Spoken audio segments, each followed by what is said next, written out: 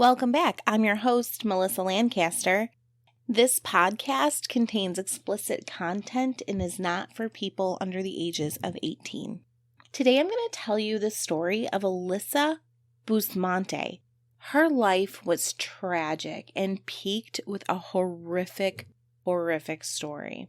Alyssa was born in Cole, Missouri to parents Caesar and Michelle Bustamante. Alyssa also had two younger brothers and a younger half-sister. Unfortunately, Caesar and Michelle had drug issues, and Caesar was in and out of jail, and it seems like more in.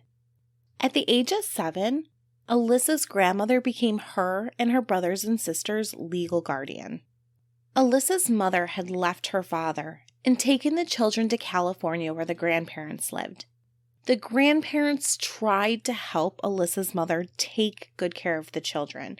They set them up in a little trailer and just tried to be supportive. But unfortunately, Alyssa's mother was only 16 when she had her, and she had issues. And they found that more often than not, she was passed out in the house, not taking care of the children. They didn't want to take the children from her, but they did think it was in the best interest of the children. And that's how the grandparents became the guardians of the children. It seems to me that Alyssa's mother mostly had run-ins with the police for drinking. She had alcohol abuse problems. But she also had trouble with things like paying her rent, and her priorities just weren't straight. Alyssa's father, on the other hand, seemed to get himself into more serious trouble. It seems like he probably had violent tendencies because he served 3 consecutive terms for felony assault. It must be hard to grow up without either of your parents. I really feel for children who grow up in broken worlds like this. I do know that Alyssa's grandparents, they seem like well-rounded, normal people. And they did try to give these kids a good upbringing. Alyssa's problematic upbringing definitely showed. She would post risque type things on social media. Her pictures weren't so much provocative, maybe somewhat. They were definitely more of a gothic type, which is fine. I don't see that as strange. But paired with what she would do, it really makes you take a different look at these pictures. They really take on a new meaning. She would cover her eyes with her hair and even put blood around her mouth. There's pictures where she put like triangles below her eyes, kind of like a jester type look, and also had like blood around her mouth. Definitely she was going for a vampire type look. Alyssa had a YouTube channel, or maybe it was a YouTube profile. It's not up anymore, but she had listed her hobbies as cutting and killing people. In her pictures, you can see an excessive amount of cuts on her arms. And these are self-inflicted cuts, just sadly covering her arms. Covering, like there is like 100 of them. This is definitely a young child who needed help.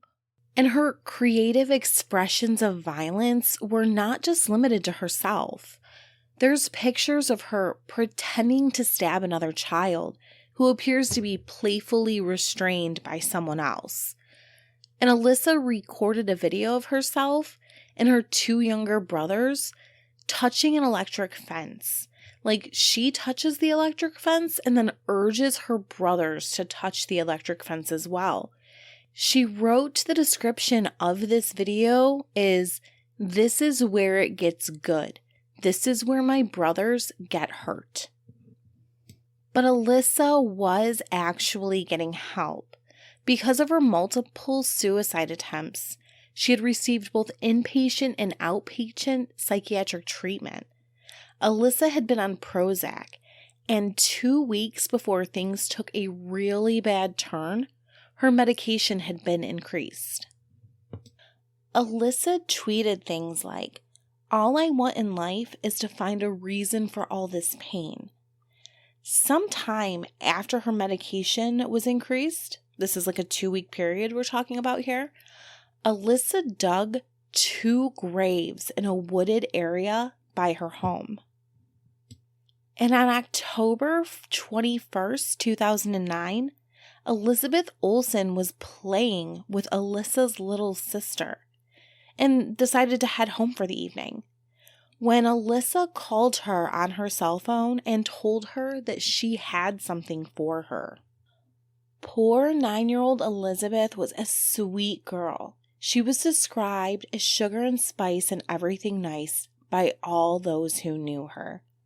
Like so many other little girls, she loved pink and kittens. But Elizabeth knew Alyssa, so she went ahead and followed her. They had all been to school that day, and Elizabeth had been playing with Alyssa's sister for a little while.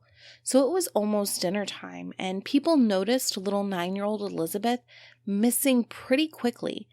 Everyone was searching. Police did not falter on this. They assumed, sadly, as one would, that an adult male had taken Elizabeth. The small town the family lived in only had like 1,000 residents, and hundreds of people came out to search for sweet Elizabeth. Police were able to ping Elizabeth's cell phone, and it let them know that Elizabeth was in the woods.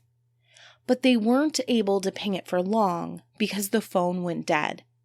They had a general area though, and they searched for Elizabeth knowing that she was afraid of the dark, afraid of the woods, and would never have gone into the woods alone. Police quickly realized that Alyssa had called Elizabeth's phone, and they knew that she was the last person to see Elizabeth. They didn't have to look into Alyssa for very long to realize that she had a long, disturbed history, and to start to think maybe they weren't looking for an adult male perpetrator, but possibly it was a disturbed 15-year-old girl who was responsible for the disappearance of sweet 9-year-old Elizabeth.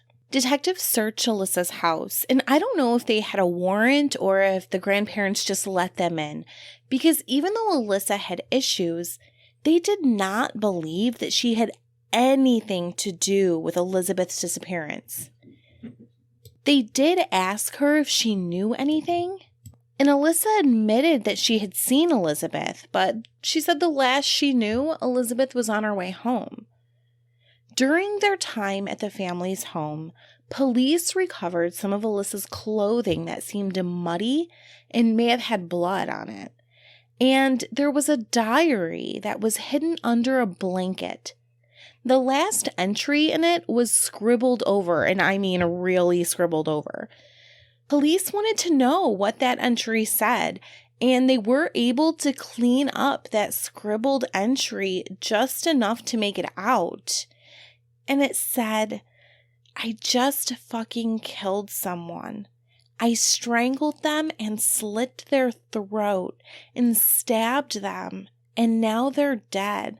I don't know how to feel ATM, at the moment." There was a later addition to the entry as well, and it said, "It was amazing. As soon as you can get over the, oh my God, I can't do this feeling, it's pretty enjoyable. I'm kind of nervous and shaky though right now. Okay, I gotta go to church now." Laugh out loud. Alyssa would admit the only reason she killed poor Elizabeth, the only reason Elizabeth lost her life, was because Alyssa wanted to know what it felt like to kill someone. Police pulled Alyssa and her grandparents in for questioning, and her grandmother walked in there thinking that there was nothing to even worry about. But as soon as they told them about the journal, and the grandmother realized what Alyssa had done, she panicked, breaking down. She couldn't even stay in the room. She had to leave. And this is when police got a confession from Alyssa. And she led them straight to the graves that she had dug, one of which contained the remains of poor, sweet Elizabeth. People theorize that the reason Alyssa dug 2 graves was possibly because they were intended for her younger brothers, and something just went wrong and she saw an opportunity and took poor Elizabeth's life. But that's just a theory. No one knows that for certain. Police had actually been to the area where the graves were searching for Elizabeth. That's where the cell phone pings had led them, to that area. But this all happened in a very short window. They got the confession from Alyssa 2 days after Elizabeth disappeared. So when police were searching in that area, they were searching for a living child above ground. It also seems that the searches had started at dark. For whatever reason, they did miss the graves. Alyssa pled not guilty, which I saw a lot of debate about online. People seem to feel that if you commit a crime, you should plead guilty and just take your sentencing. And I can see the logic in that.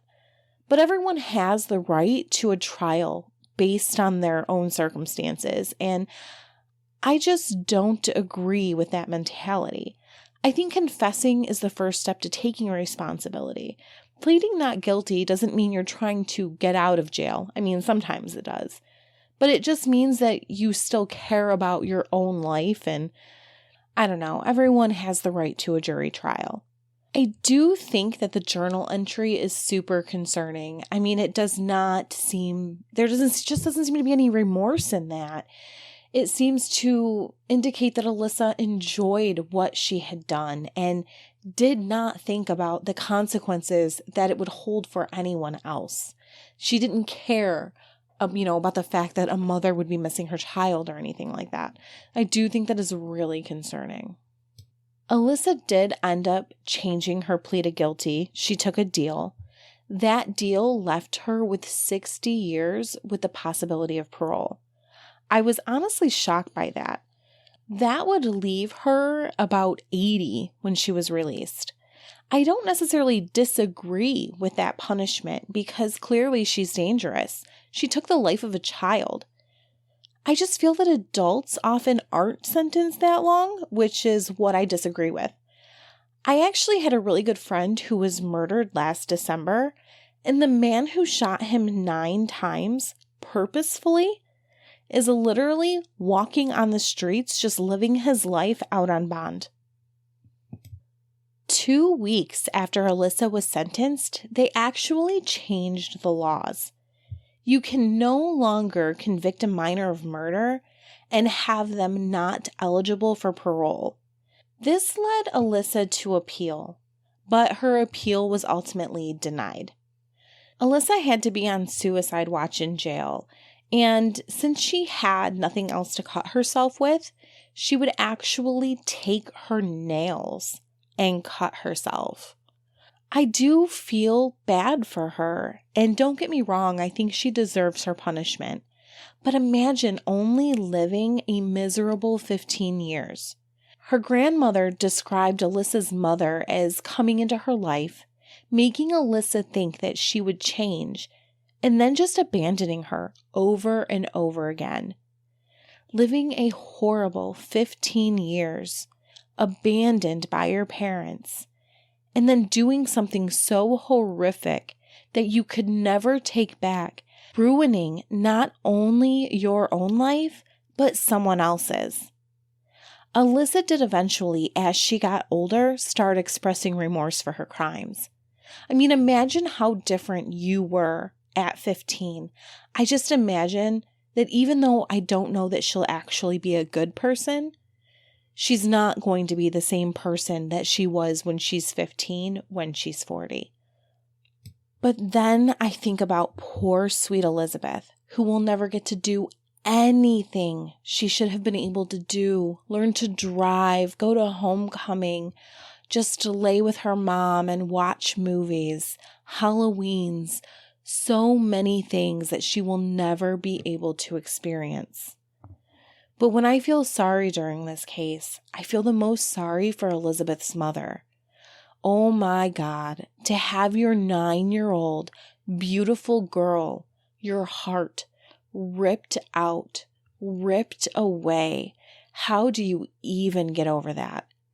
She brought a civil suit against Alyssa, and Alyssa owes her more restitution than she'll ever be able to pay. And Elizabeth's mother deserves that because she deserves Elizabeth and she can't have her now. I hope with all my heart that that woman finds peace.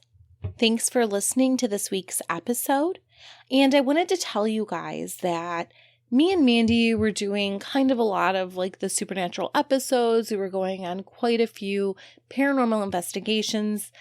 And we actually put those episodes on their own show.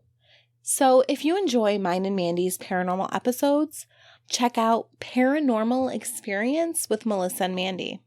There's a couple episodes on there that you've probably already heard if you're a Coffee, Murder, and Mystery fan, but there is a new episode where we did investigate the Fort Gratiot Lighthouse. We had a lot of fun at the investigation, and we got some evidence that we thought was really cool. Don't forget to tune in next Sunday for an all-new episode of Coffee, Murder, and Mystery. Stay safe, everyone. Evil people are everywhere. Bye.